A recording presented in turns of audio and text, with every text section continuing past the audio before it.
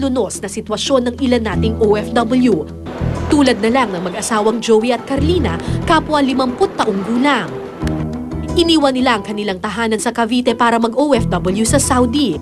Pero naging mailap ang swerte sa kanilang mag-asawa, magdadalawang linggo na sila ngayong nakatira sa kalsada ng Jeddah at sa gilid mismo ng konsulado ng Pilipinas.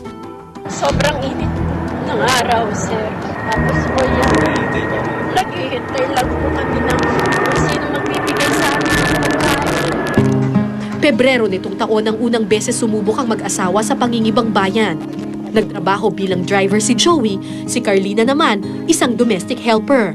Pero sa kasamaang palad, napunta raw si Carlina sa isang abusadong amo. I'm afraid of you, kung ganun, sir. Anong sagot mo? Tapos sabi ko sa niya, kung ano-ano na po sinabi niya. Pag ayaw mo lumabas, pauuwiin na kita sa Pilipinas. Sabing ganun, sir, sa akin. Tapos minura niya na po ako. Di lalo po akong natakot. Umiiyak na po ako. Tinawagan ko po sa cellphone ng asawa ko. Wala silang nagawa kundi tumakas na lang sa kanilang mapagsamantalang amo.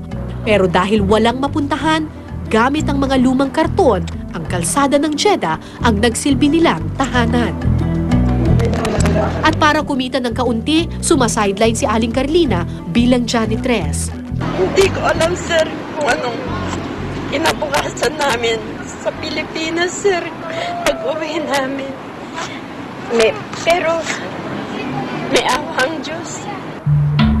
Ayon sa Overseas Workers Welfare Administration o OWA, dahil may sinusunod na proseso sa pagpapabalik sa mga OFW, natatagalang i-repatriate o ibalik sa Pilipinas ang mag-asawang Joey at Carlina, kasama ng iba pang Pilipino roon na hindi pinalad sa Saudi.